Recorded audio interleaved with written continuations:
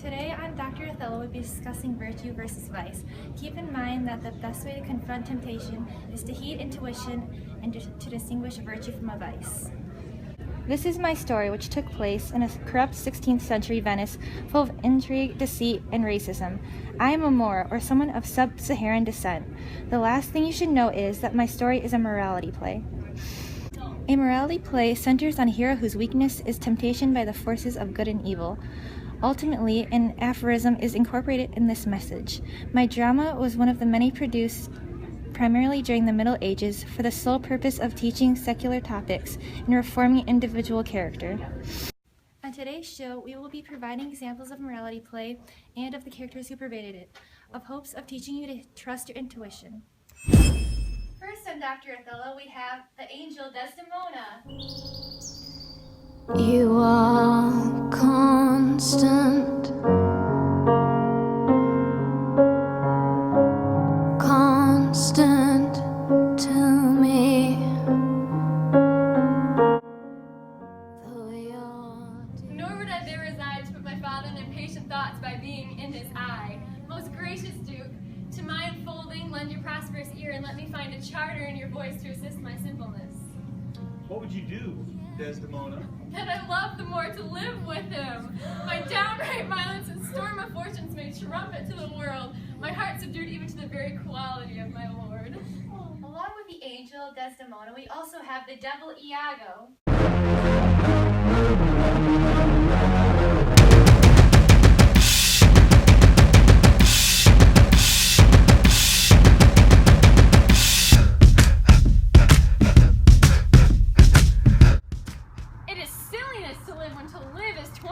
And then have we a prescription to die when death is our physician. Oh, villainous! I have looked upon the world 47 times 7 years, and since I could distinguish betwixt a benefit and an injury, I never found man that knew how to love himself. Ere I would say I would drown myself for the love of a guinea hen, I would change my humanity for a baboon. Well, what should I do? I confess it is my shame to be so fond, but it is not my virtue to amend it. Virtue, a pig! 'Tis in ourselves that we are thus, or thus. Our bodies are our gardens, to which our wills are gardeners.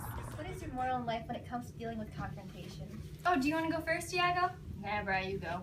Okay, so fire cannot put out fire, and it's the same with a negative response, then it will only escalate the problem.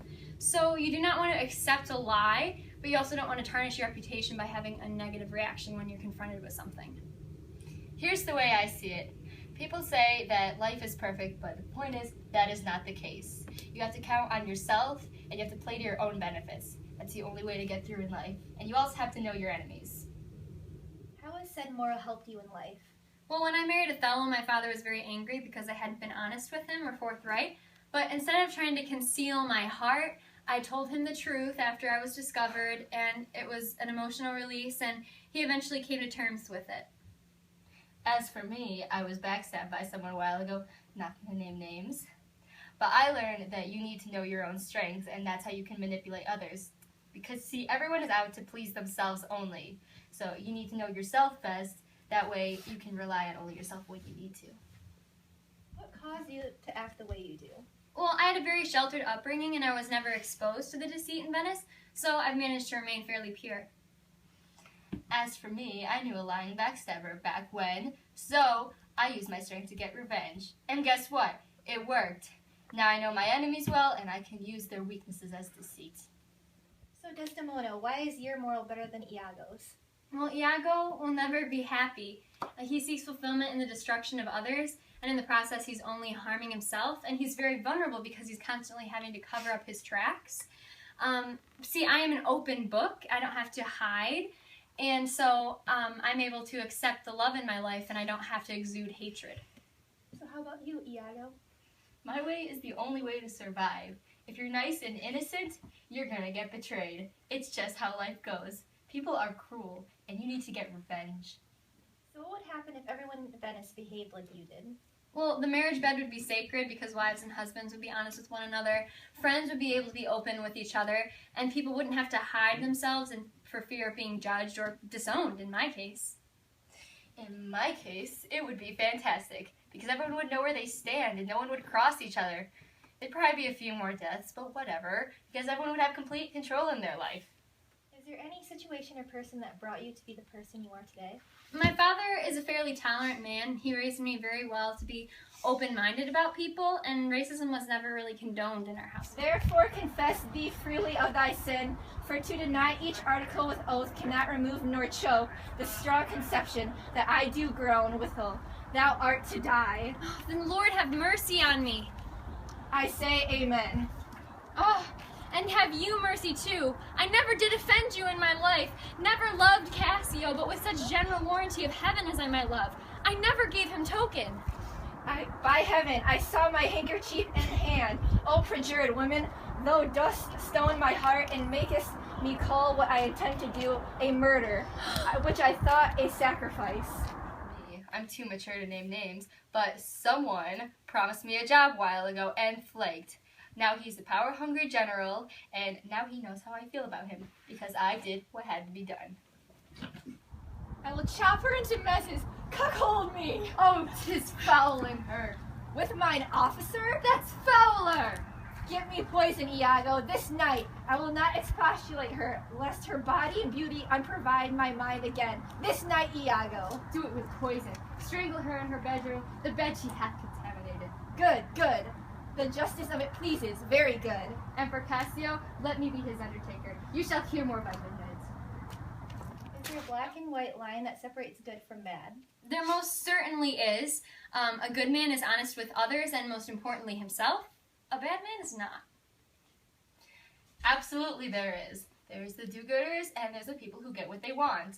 And those are technically stereotyped as bad, but if that's what it takes to get what you need, whatever. Because you know what? All the good people are dead. Next on Dr. Othello, we have the advocator, Amelia. You're the judge, oh no, set me free. You're the judge, oh no, set me free. I know my soul's free. What I thought, and told no more than what I found was acting true. But do you ever tell him she was false? I did. You told a lie, an odious damned lie. Upon my soul a lie, a wicked lie. He calls with Cassio? Did you say with Cassio? With Cassio, mistress, go to, charm your tongue. I will not charm my tongue. I am bound to speak. My mistress here lies murdered in her bed. Amelia, we also have Rodrigo the Entitled. Before I die, all I want is a little of the good life. All I need is to have a good time. The good life. All I want is a little of the good life. I do not find that thou dealst justly with me. Quite on the contrary. Every day thou daffst me with some device, Iago, and rather, as it seems to me now, keepst from all conveniency that suppliest me with the least advantage of hope. I will indeed no longer endure it, nor am I yet persuaded to put up in peace what already I have foolishly suffered. Will you hear me, Rodrigo? I have heard too much, and your words and performances are no kin together. You charge me most unjustly. Alright, with naught but truth, I have wasted myself out of means. The jewels you have had me from me to deliver Desdemona would have corrupted a votaress. You have told me she hath received them and returned me expectations and comforts of sudden respect and acquaintance. But I find none. What is your moral in life when it comes to dealing with confrontation? Well, for me, you have to look out for others in life, not just yourself. Because when you're in trouble, who's going to be there to help you besides the people you've already helped? Because in life, good things come back tenfold. That's why you seek the people fighting the good fight in life, and then you help them out as much as you can. I'm not afraid of confrontation. If I'm not getting my way, you will hear from me. I deserve your attention and utmost respect. How has said moral helped you in your life? Good deeds have came back to me. I was good to my mistress, and I died a noble death after that. It sounds kind of morbid, but it's true. As for my husband, he got what he deserved. He had a jealous fit, and now he's rotting it out in prison. When I discovered I was being manipulated by Iago, I did not shy from confrontation. I'm like Desdemona, I'm very honest, but I am a bit brutal in my honesty. Nonetheless, it gets me noticed. It helps people to understand that I have needs. I mean, I guess you could say I'm entitled, but I'm entitled to being entitled. What caused you to act the way you do? You see, my husband was an asshole. He treated me like dirt, and I put up with it for a while. Then I started standing up for myself, because if I didn't, I would have gone crazy. I ended up foiling his plan, and it's a good thing I did before it got any worse. I guess you could call me a rich boy or whatever, because my parents had wealth, but there are still things I want that I don't have. Take Desdemona, for example.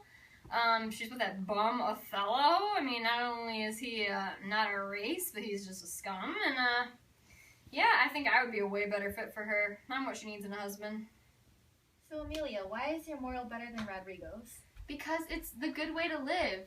If more people were like me, so many lives could have been spared, including Othello and Desdemona's. You have to have persistence and sensible thinking, and you have to put your head before your heart. You also have to spot the bad people. What do you think about that? I'm what you call a social Darwinist. Every man for himself. Unlike Amelia here, she's stuck with a rotten man like Iago because she doesn't advocate for herself. So I'm not about to hear the sob story and be sympathetic about it. What would happen if everyone in Venice behaved the way you did? More people would be alive. There'd be no more cheating or obsessing over each other's actions. There'd be justice in the world, and we'd be able to decipher right from wrong. It could be done, but most people are just too stupid to do it. Hey, if everyone was self-serving, there'd be no need to advocate for anyone else. Everybody would be accounted for, idiot. Is there any situation or person that brought you to be the person you are today? My mistress, Desdemona. She softened me up and taught me that people could be kind and loving and honest. She helped me understand the benefits of having a moral life. I also have to thank my husband, Iago, though. He helped me understand that there are dark people in the world. Do thy worst, this deed of thine is no more worthy heaven than thou wast worthy her. Peace, you are best. Thou hast not half the power to do me harm, as I have to be hurt. O gull, O dolt, as ignorant as dirt, thou hast done a deed. I care not for the sword, I'll make thee known, though I have 20 lives. Help, help, oh, help, the more I've killed my mistress. My love for Desdemona has made my pursuits more desperate because I'm driven by my determination to obtain her. I'll have a better chance if I have more power and influence.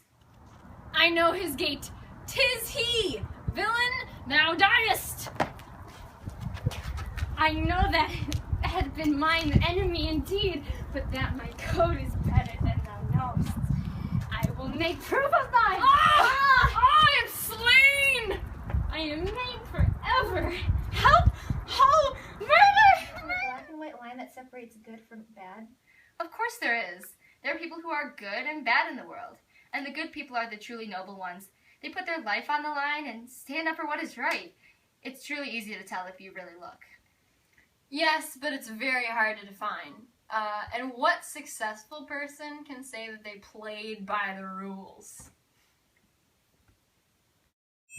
This is a bit awkward, but I'm Othello's helper, and Dr. Othello cannot be out here right now. He's too overwhelmed by being confronted with his murderer on today's show, but we hope that you took away to distinguish a virtue from a vice, learned a little bit about morality play, and learned to heed your intuition. Sounding down